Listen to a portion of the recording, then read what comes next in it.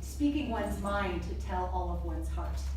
And I think that's really what Lorraine is going to share with you today, and something that I've learned along the way as she's figured out what matters most to her, is that when you're courageous enough to openly and honestly share who you are and your life experiences, whether they're good or they're bad, or maybe even a little ugly, or whatever label you put on them, you're not only connecting with others, but you're finding a greater wholeness in yourself.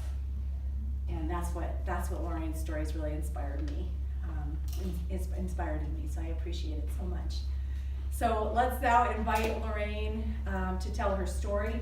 If you all could just continue to enjoy the beverages and the good eats, but please stay in this space to honor her courage and to honor our community here. That would be wonderful. And we just invite you to see where you connect to her journey.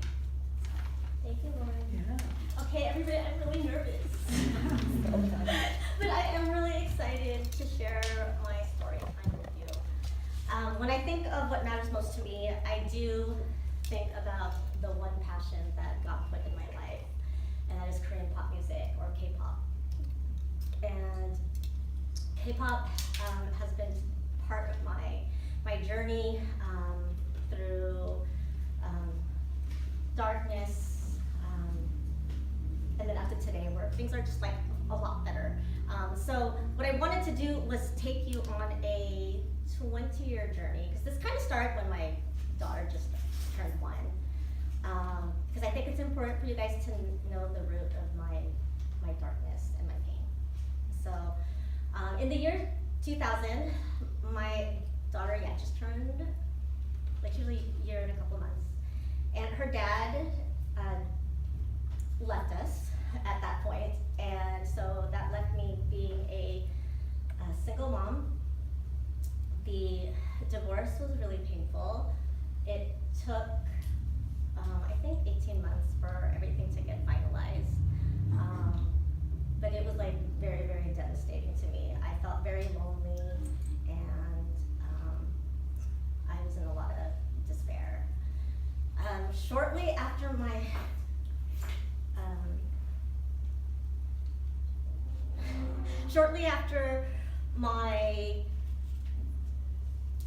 divorce,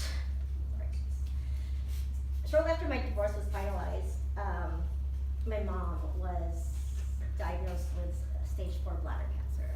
It's a rare disease, and that was heartbreaking in itself to me and my family.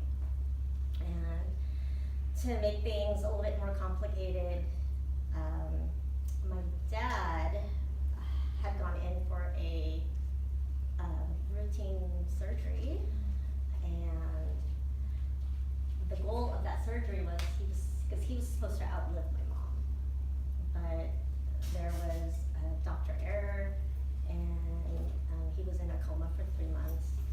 So that was really a really dark time. When we took my dad off of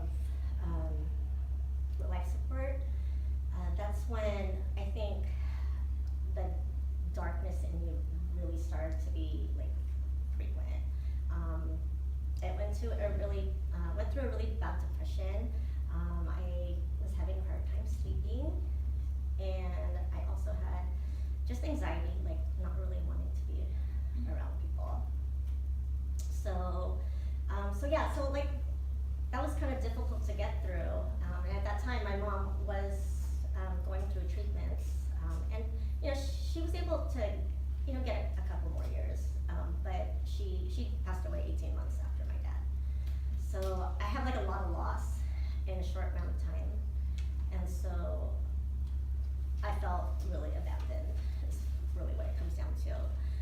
Shortly after my mom passed away, I was trying to be with like my cousins and my brother and family. And right after that, I did get into a really unhealthy relationship that was on and off for 3 years, and that relationship ended up in a really, really bad breakup, to the point where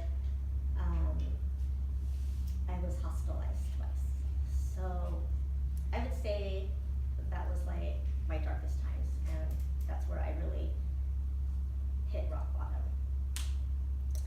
So, that all happened like between 2000 and 2007. 2008 was looking better for me because I was actually able to sell my house in Stockton and move to the Bay Area so I could be close to my brother and my cousins. I also, it was kind of like a new start for me, and I was also able to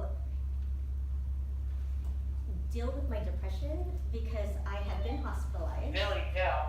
So, I received treatments and I received counseling and therapy and I learned skills, things like that. So my depression was actually getting a lot better too. During that time, my faith really grew tremendously. So that was a really important part of my life. And that next few years were really, really good. I would even tell people that my depression was in remission. So 2012, that is when I discovered, or that's when God put K-pop in my life. And that also happened to be a year that things kind of started spiraling downwards again. My two best friends in the world, one was fighting stage 4 breast cancer, and my other best friend was diagnosed with like sickle cell disease when he was young, so he was kind of going through that. My daughter just became a teenager, and that was really hard. And to make things a little bit complicated, I also ran into or experienced some financial challenges. So that really made being like a single mom really, really hard. So, during those times, what I did was I went to what I thought was my best friend, and that is K-pop. So it's just a really special part of my life. The songs really speak to me. They give me a lot of comfort, and they have played such an incredible support with my healing. I feel like K-pop has been my greatest source of healing, and it's the best example I have to show you guys is a video of a live performance by a group called You Kiss. The name of the song is Someday. And I thought it was kind of important for you guys to see a live performance so you can kind of see, like that's part of my everyday life. I attend these concerts pretty frequently. And I have developed like a sense of family and a sense of comfort during these times. So I worked really, really hard on the translation because a lot of times the word for word translation is not really going to make sense. So I wanted to be as accurate as possible. So I'm going to play the song, and I hope you guys will be able to see the lyrics and kind of Can we turn know. off the so that we can see it? Yeah. And this way you can kind of really see what was speaking to me. And this song is a very special song to me. So.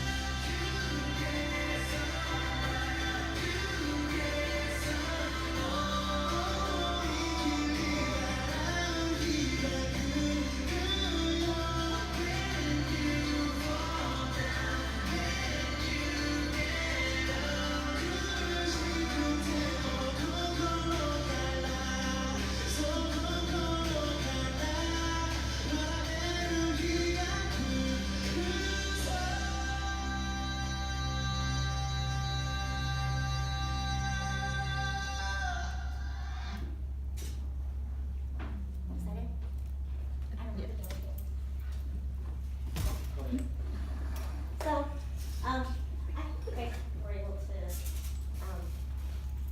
see the lyrics, because that was the first song to ever really speak to me, when I was having a really hard time.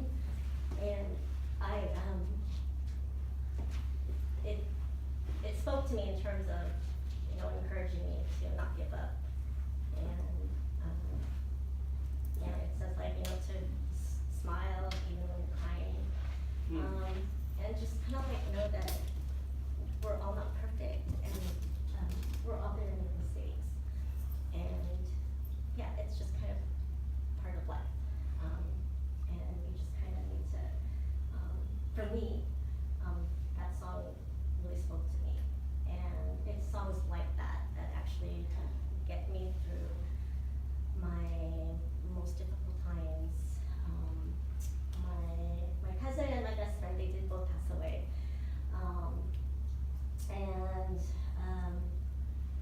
But again, this music is just really comforting to me. So that's why I wanted to share this specific song. The song is also special to me because the main vocalist of the group, his name is Kevin. He just happened to be first cousins with two of my really good friends at church.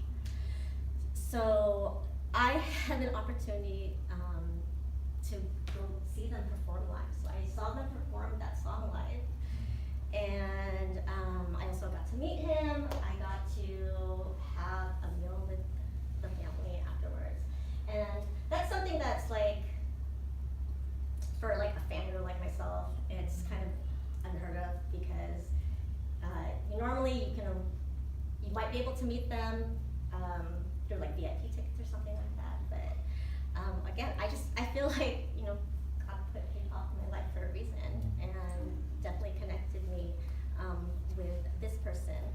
And part of the K-pop like journey for me, and the whole thing is attending the live concerts like what you saw, also the album collecting, and like taking pictures or getting autographs. And so I brought like a couple of my albums, because they're really special to me. They're really like special possessions to me. And I was able to take a picture of Kevin, and he actually wrote me a short note when he signed this. This was after I had just given him a letter, and I had just poured out my soul and let him know like what that song, how much that song like meant to me. And so he says, "To Lorraine, thank you so much for your support. Wishing only the best for you and your family. God bless you." Okay. So it's like one of those forever memories that they're just gonna stay in my life. And I always tell people it's one of my most favorite like times in my life. So when I saw him perform live, that was 2014, yeah, 2014. So when I kind of think about like, the next few years and what K-pop has done for me today, it has taken me on a journey in finding like a greater purpose in life, and that is to serve others. So in 2017, that's when I started attending more live shows. It's also when I started meeting new friends through like Facebook groups, because that's not uncommon. And some of those friends are actually like my good friends today. So I was like building like a little community. In late 2017, that is when the tragedy struck our community, and that was when Jonghyun ended his own life. He committed suicide at age 27 years old. And that was like just devastating for our whole community, because his songs are so beautiful and his songs are so healing. So we felt it was a little ironic, kind of, that he helped a lot of us get through hard times, and he helped a lot of us, overcome dark thoughts. But we couldn't do the same for him. So, so it was something that was just like deep in my heart for a while, and I needed to needed to like release it somehow. I needed to get it, like what I wanted to say out in the open. So what I did was I took to my Instagram platform and I decided to do a live stream. That's where everybody who follows me can just come see me talk. And I didn't really know what my goal was. I really didn't know what my goal was, but I really wanted to let it out. And so, with that incident happening, you know, I think I thought a lot about what makes me so different that I'm here still and he's not. And there's a couple of reasons. One of which I just put this into the presentation this morning because it was an article that I had read, and it's very accurate. Let me just read that really quick. So South Korea's view of mental health has typically been unsympathetic, seen more as a weakness in personality than legitimate health problems. Many suffer in silence. There's progress in changing perception and treatment, but it's really slow. So that kind of tells you that was one of the problems.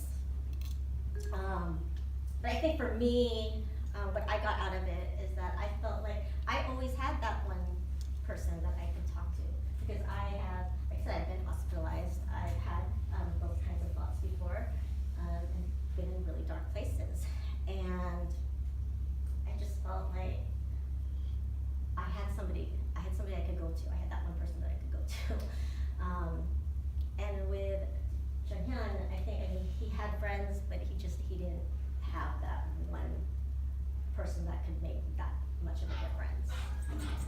And so as I was doing the live stream, I was telling everybody that was watching that, you know, if you guys ever feel so alone and in such despair that you don't even think life is worth living anymore, or just, you know, you just feel like you can't go on, I told them, direct message me. I will talk to you. I'll be your friend, and I will get you through it as best as I can, because I felt like I didn't want something like this to ever happen again. Like I said, it's the perception in South Korea is also different from the United States, but I think it is important to have the one person or a few people that are in your life that you can turn to when things are really dark. So that journey like kind of keeps continuing in terms of like serving others, because in 2018, that was my banner year. So last year was my year that I decided to go to every show I could go to, as long as I could get the time off and I could afford it. And I think I went to 19 shows last year. So, and they're all really fun. Again, it brings me so much joy, it brings me so much happiness and so much healing. But around that time, whenever like concerts are scheduled, there are group chats that are created. So group chats are usually on Twitter, Instagram, or Facebook. And it's just a chance where a bunch of us fans can join and just talk to each other and be excited about the concert coming up. We talk about, you know, our favorite members. We talk about what we're gonna wear to the concert. And we end up, you know, becoming very close and, you know, talking more about like what's going on in life. And I used to be really nervous to disclose my age on these group chats, because the average age in these group chats are probably between like 15 and 25. I mean, you get a few of the 30-year-olds and maybe a couple of 40-year-olds, but I'm gonna be 50 this year. So when I would disclose, I would be kind of nervous, but honestly, they gave me so much support. I mean, they made me feel like so special. Like a lot of of them like still call me mom. And I feel like I've just been able to help them through a lot of things. And it's not always been the mental health aspect. One thing that, you know, I kind of remembered as I was preparing for this, that is I always have had a passion inside of me in terms of, I believe there's post-secondary education for everyone. Okay, so like I really do, I honestly do. And before I came to iHouse, that's what I did like for 25 years. I was an enrollment counselor, or I was like doing admissions or financial aid advising. And so a lot of the young people in these groups are in high school or in college. And I've been able to really, really help them with a variety of things. I've been able to help them apply to colleges, select which colleges, talk about transfer process, apply for the financial aid, apply, or kind of explain the difference between the schools, things like that. I used to be told many years ago that I should become an independent counselor, but that's actually to me, that's a really hard business to start. So I had never pursued it, but I feel like I've definitely been able to be an independent counselor to these many young girls and some boys. So I feel like, you know, God started it with helping me heal, but then as K-pop just became like more evident in my life, it just, yeah, I was thinking a couple months ago that I know why God put K-pop in my life. And one is for the self-healing, but again, the other, I think, main reason is so that I could serve others and help others. And I think another important message that I feel God was telling me through the music, through the videos, through the performances, was to refocus my thoughts and remember the beautiful memories in your life. Because it's the beautiful memories that can give you strength. You know, pain and darkness has made me a stronger person. It's made me the person I am today. But when I think about it, I want the beautiful memories to kind of be ingrained in my heart, so that as I start new beginnings or I face new challenges, I kind of have that to rely on. 'Cause it used to be really easy for me to just go to all of the pain. And so, my message to all of you is that I feel that everyone can find a passion that's, you know, not only can be healing to yourself, but that can make a difference with the people that come in and out of your lives. So, yeah, that's pretty much my message.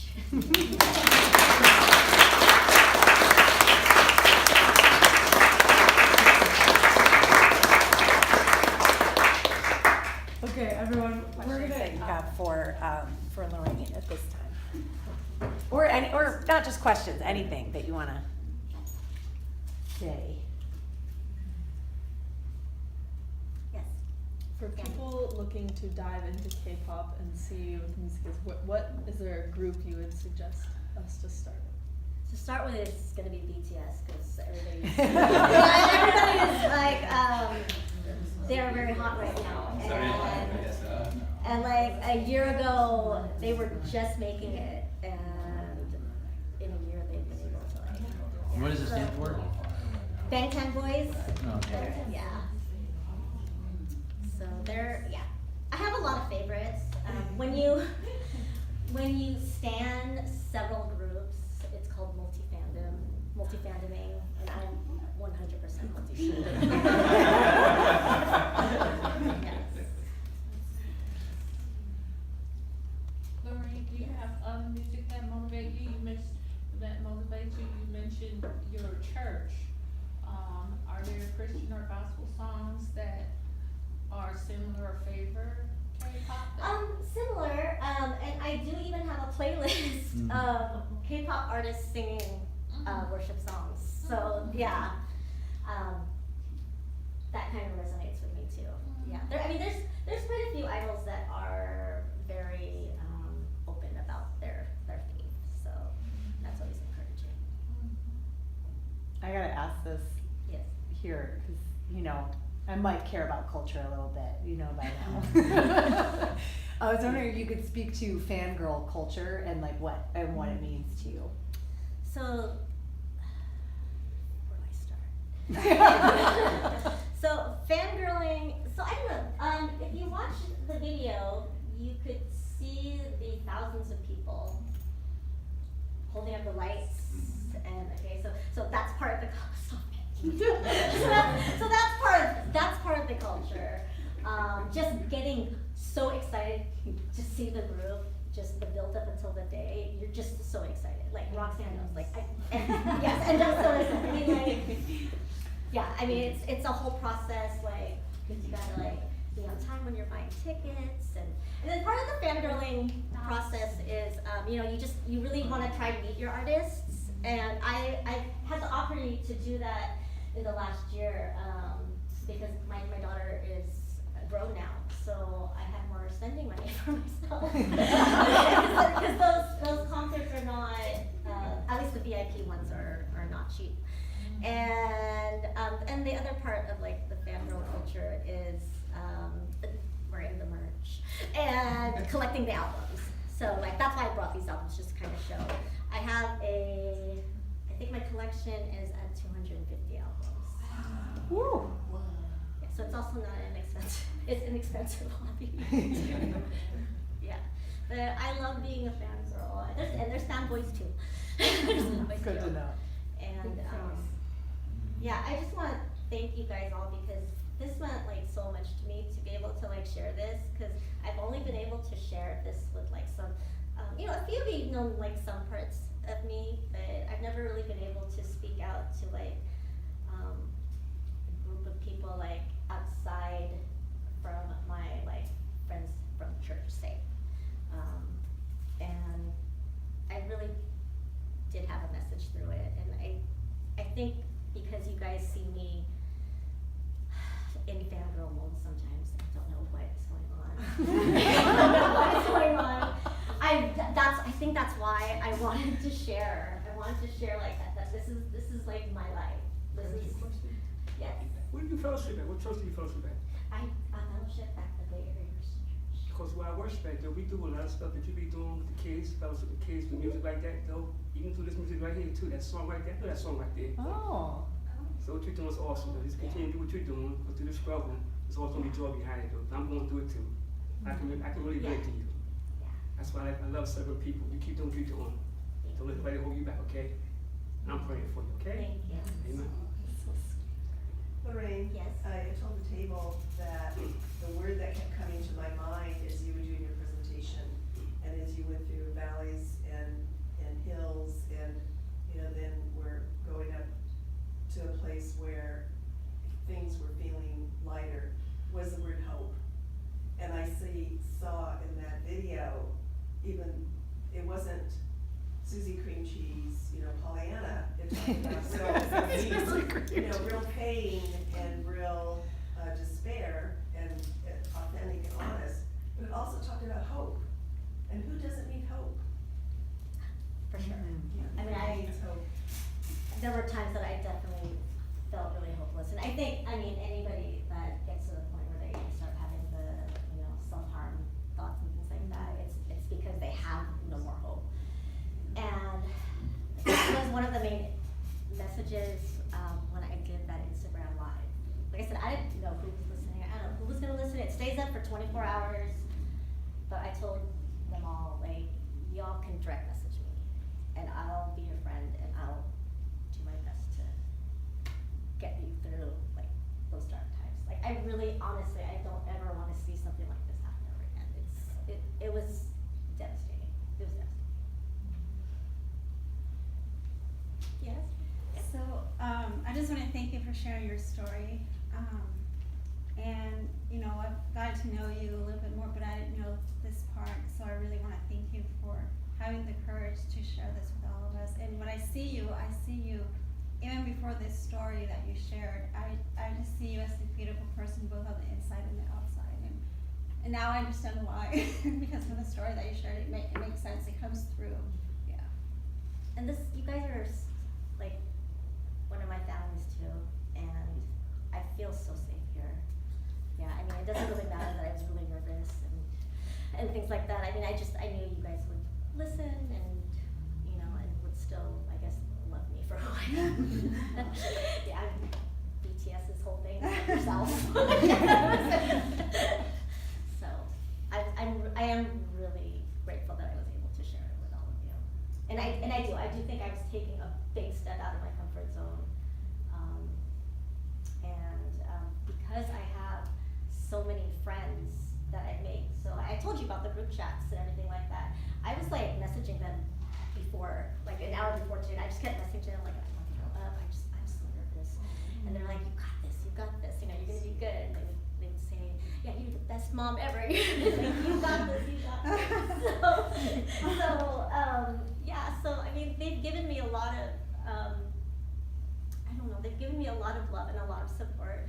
And I wanted to be, that's why I opted to do a recording, was so that I can maybe edit it later on and then share it with my K-pop family. Thought I saw one other question over there. I just want to make sure. Oh, I gotta go pick my mom's. I just got a text, okay? I was just gonna say that I think that your transparency and your openness is amazing. Lorraine was probably like my first good friend when I started here at iHouse, and she was just always so open and encouraging and positive, and would share her struggles with me, and I think it bonded us really, really fast, and it educated me about this whole K-pop culture and the lingo and the verbiage, and it's huge. And she would share videos of me with her fangirling and like hyperventilating. And like, you know, being there to like support her through those moments and her highs and her lows, and just seeing the joy that K-pop brings you is amazing. And me and Ryan would always say, like, I wish I loved something as much as you love K-pop. Yeah. You know, because it's amazing, and I think that, like, you know, you truly found your passion, and it makes you so happy, and it's beautiful to watch you in those moments, for sure. Yeah. Thank you for being there for me too. For sure. That was very fun. Yeah, thank you, Lorraine, for sharing. And Roxanne and I, you would get a package. Yes. And we would videotape you Oh. opening everything. And it was just like, Roxanne and I would be like, okay. And she would just be so happy, and so it made us happy too. So what they're referring to is called an unboxing. So just say that this came in a package and in a box. So I would open the box, Roxanne would record, and I would open it up, because the albums are like a lot different from American albums. There's a lot different like things that are like included, and yes, those two have been present. Fangirling a lot, and also thank you to Sammy, because I was talking in 2017 that I started going to more live shows. So like at that time he was like my favorite, you know, in the whole everything. And you know, tickets go on sale like at 10 a.m. and like you can, it's like getting Coachella tickets. I mean, it's just like, it's crazy. And so like I would have Roxanne and Maddie helped me, and so for that very first concert, which was one that I think that was the first experience too for you. It was. I was overwhelmed. Roxanne and I are both like really fresh. Yeah, and so it was Sam and that got through on our 4 devices. and it was, so that part is fun. It's fun. It was fun. I'm glad that's all we know for. Yeah. Yeah.